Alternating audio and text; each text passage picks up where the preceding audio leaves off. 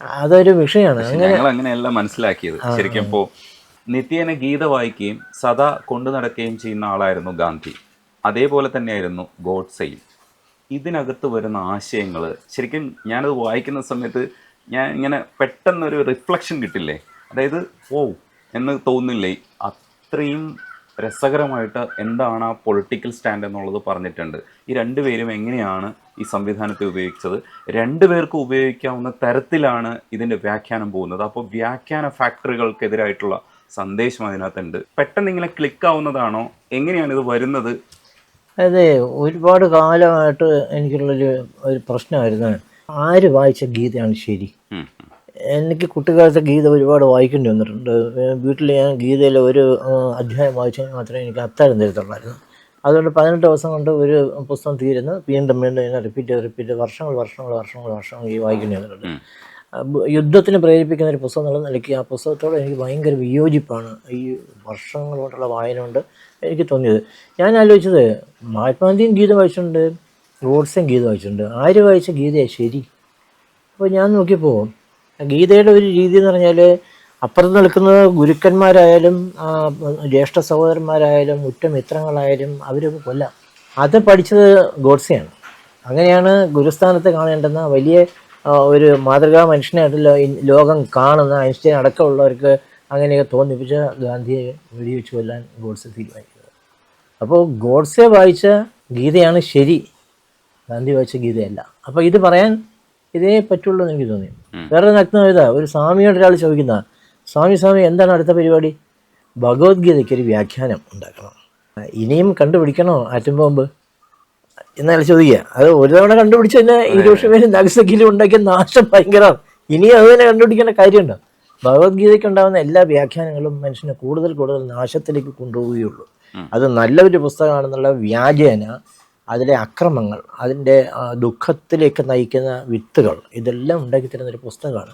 വ്യാഖ്യാതാക്കളുടെ പ്രശ്നമല്ല, വ്യാഖ്യാതാക്കളുടെ പ്രശ്നമല്ല. ഭഗവത്ഗീത തന്നെ അങ്ങനെയാണ്. ഭഗവത്ഗീത തന്നെ ഇപ്പം ചിന്മയാനന്ദൻ്റെ ഗീതാ ക്ലാസ് എന്നല്ല, ഏറ്റവും പ്രധാനപ്പെട്ട ഗീതാ ക്ലാസ് ഉണ്ടായിരുന്നു. അപ്പോൾ ഞാനൊരിക്കൽ നമ്മുടെ തൈക്കാട്ട് ഇങ്ങനെ നടന്നു പോകുമ്പോൾ, തൈക്കാട്ട് സ്കൂൾ ഗ്രൗണ്ടിൽ ചിന്മയാനന്ദൻ്റെ ഗീതാ പ്രഭാഷണം കേൾക്കുന്നത് ഞാൻ അവിടെ കയറുന്നത് കേട്ട്. അത് പുള്ളി പറഞ്ഞത്, ഇങ്ങനെ 2 സൈന്യത്തിൻ്റെ നടുക്ക് കൊണ്ടുവന്ന് നിർത്തുന്നു തേര്, അർജുനൻ്റെ ആഗ്രഹപ്രകാരം. ഈ ആളുകളെല്ലാം കണ്ടോടുകൂടി, ഈ ഗുരുക്കന്മാരെയും ജ്യേഷ്ഠ സഹോദരന്മാരെയും സുഹൃത്തുക്കളെയും എല്ലാവരെയും ഇങ്ങനെ കണ്ടോടുകൂടി ഇദ്ദേഹത്തിന് മോഹാലസ്യം ഉണ്ടാകുന്നു. വേണ്ട, യുദ്ധത്തിന് തയ്യാറല്ലെന്ന് തീരുമാനിക്കുന്നത്. പിന്നെ ചിന്മയാനന്ദൻ പറയുന്നത്, ഇദ്ദേഹം തട്ടി ഉണർത്തുകയാണ് അർജുനനെ. ശ്രീകൃഷ്ണൻ തട്ടി ഉണർത്തിട്ട് പറയുന്നത്, Arjun don't worry, take this Coca Cola and listen. അപ്പോൾ കൊക്കക്കോള എന്ന് പറയുന്ന ഒരു സാധനമാണ് ഈ ഭഗവത്ഗീത എന്ന് പറഞ്ഞാൽ കൊക്കക്കോള കൊടുത്തിട്ടാണ് ചിന്മയാനന്ദൻ പോലും പറഞ്ഞിരിക്കുന്നത്. അത്രയേ ഉള്ളൂ ഇതിൻ്റെ കാര്യം എന്ന് പറഞ്ഞാൽ. ഭഗവത്ഗീത ഒരു ഉത്തമമായ ഗ്രന്ഥം അല്ല, അത് യുദ്ധത്തിന് പ്രേരിപ്പിക്കുന്ന ഒരു ഗ്രന്ഥമാണ്. ആ യുദ്ധത്തിന് പ്രേരിപ്പിച്ചത് കൊണ്ടാണ് ഇത്രയും വലിയ നാശനഷ്ടങ്ങൾ മഹാഭാരത യുദ്ധത്തിലുണ്ടായത്, ഇത്രയും വലിയ അനാഥത്വം അവിടുത്തെ സ്ത്രീകൾക്കുണ്ടായത്, കുഞ്ഞുങ്ങൾക്കുണ്ടായത്. ഒരുപാട് പേര് ജയിച്ചവരും അനാഥരായി, തോറ്റവരും ഇല്ലാതായിപ്പോയി. ആ രീതിയിൽ നാശത്തിന് പ്രേരിപ്പിച്ച ഒരു തത്വസംഹിതയാണ് ഭഗവത്ഗീതയുള്ളത്. അത് പിന്നെ വളരെ വ്യക്തമാണ്. തിരുനെല്ലൂർക്കാരനാരും പറഞ്ഞിട്ടുണ്ട്, അത് ഫ്യൂഡലിസത്തിൻ്റെ ഒരു ഉൽപ്പന്നമാണെന്ന്. തിരുനെല്ലൂർ ഒരു ഇൻ്റർവ്യൂവിൽ, പച്ചമലയാളത്തിന് കൊടുത്തൊരു ഇൻ്റർവ്യൂവിൽ ഇളവൂർ ശ്രീകുമാർ എഴുത്തുകാരൻ അതിന് എഡിറ്ററോട് ഒരിക്കൽ പറയുകയും ചെയ്തിരുന്നത്. അതാണ് അതിന് വാസ്തവം. അപ്പോൾ ഇത് പറയണമെന്നുണ്ടെങ്കിൽ ഈ നഗ്നഗതിയെ പറ്റൂ. ഗോഡ്സെ ആരാണ് വായിച്ചത്? എല്ലാ ദിവസവും ഗീതയും കൊണ്ടിറങ്ങി വായിക്കും ചെയ്ത ആരുടെ? ഗാന്ധി. അതുപോലെ തന്നെയാണ് ഗോഡ്സെ. ആരുടെ ഗീത ശരി? ഗോഡ്സെയെ കുറിച്ച് വീണ്ടും ഉണ്ട് കവിത. അതിങ്ങനെയാണ്: ഗോഡ്സെയ്ക്ക് പോസ്റ്റ് ഓഫീസിൽ ജോലി കിട്ടി. മൂപ്പര് ആഹ്ലാദഭരിതനാണ്. ഓരോ ദിവസവും ഭാരിച്ച് ലോഹമുദ്ര കൊണ്ട് ഗാന്ധിയെ കുത്തു. ഇപ്പോൾ ഗാന്ധിയെ കൊന്നിട്ട് എത്രയോ കാലമായി. ഇപ്പോഴും ഗാന്ധിയുടെ പടത്തിന് നോക്കി വെടിവെക്കുന്നവരുണ്ട്. അപ്പോൾ എന്തുമാത്രം ശത്രുതയാണ് മരിച്ച ഗാന്ധിയോട്. ജീവിച്ചിരിക്കുന്ന ഗാന്ധിയുള്ള ശത്രുത വെടിവെച്ച് കൊന്നപ്പോൾ തീർന്നെന്ന് വിചാരിച്ചെങ്കിൽ തീർന്നില്ല, മരിച്ച ഗാന്ധിയോട് പോലും. അപ്പോൾ ഗോഡ്സെയ്ക്ക് പോസ്റ്റ് ഓഫീസിൽ ജോലി കിട്ടിയാൽ, അല്ലെങ്കിൽ ഗോഡ്സെ മൈൻഡുള്ള ഒരാളിന് പോസ്റ്റ് ഓഫീസിൽ ജോലി കിട്ടിയാൽ, അയാൾ ചെയ്യുന്നത് ഗാന്ധിയുടെ പടമുള്ള സ്റ്റാമ്പിൽ ഇടിക്കുക എന്നുള്ളതാണ്. വെടിവെക്കാൻ സാധിച്ചില്ലെങ്കിൽ ഇടിക്കുക എന്നുള്ളതാണ്. അത്ര വിരോധം ഇപ്പോഴും നിലനിൽക്കുന്നു എന്നാണ് അതിൻ്റെ അർത്ഥം. എന്ന് പറഞ്ഞാൽ ഹിന്ദു തീവ്രവാദം, ഹിന്ദുമത ഫാസിസം ഇന്നും നിലനിൽക്കുന്നു. അവർ ഗാന്ധിയെ, രാമനെ മുന്നോട്ട് വെച്ച ആളാണ് ഗാന്ധി. ആ ഗാന്ധിയെ വീണ്ടും കൊല്ലാൻ ശ്രമിച്ചുകൊണ്ടേ ഇരിക്കും. ഒരു കവി മുമ്പിലിരിക്കുമ്പോൾ ഒരു കവിത ചൊല്ലിക്കുക എന്ന് പറയുന്നത് ഒരു പ്രാഥമിക ഉത്തരവാദിത്വമാണ്. ഉപ്പ എന്ന് പറയുന്ന കവിത എനിക്ക് ഭയങ്കര ഇഷ്ടമുള്ളതാണ്.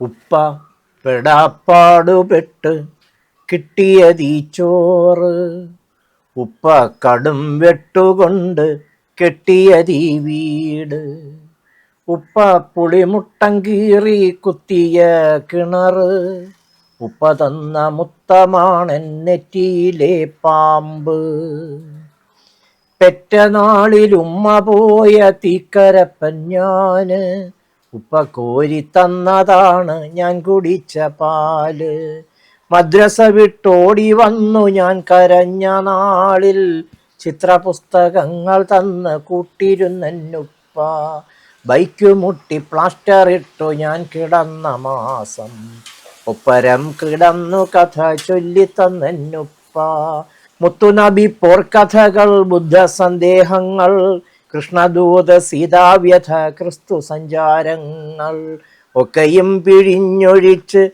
ജ്ഞാനദാഹം മാറ്റി, സ്വപ്ന സ്വിച്ചിൽ സ്പർശിച്ചെന്നും വെട്ടമിട്ടന്നുപ്പ, നിസ്കരിച്ചു പാതറുത്ത് ശവ്വാൽ മേഘം പോകെ, സൽക്കരിച്ച തേന്മഴയ്ക്ക് കൈകൊടുത്തന്നുപ്പ, നോക്കി നോക്കി കണ്ണുപോയ പാവമാമന്നുപ്പ, കൊച്ചു മൈലാഞ്ചി തണലിൽ വിശ്രമിക്കും നേരം, ദുഃഖരക്തമുറഞ്ഞാറി നിന്ന മീസാൻ കല്ല്, മുദ്ര വെച്ച വാക്കിനാലൻ മജ്ജയുരുക്കുന്നു, നേത്രദാന പത്രികയിൽ ഒപ്പുവച്ച ഞാനോ, സ്നേഹനദി പൂങ്കരയിൽ കാത്തു കാത്തു നിൽപ്പൂ, ഉപ്പ വിയർപ്പുപ്പു തൂകി ചോപ്പു ചേർത്ത റോസ, ഉപ്പ പുഞ്ചിരിച്ച കണ്ട് വെള്ളയിട്ട മുല്ല, ഉപ്പ കണ്ണുനീരുകൊണ്ടു തീർത്തു മഞ്ഞു തുള്ളി, ഉപ്പ ചിന്ത ചിന്തി കൊണ്ട് പൂട്ടിയെന്നടുപ്പ്,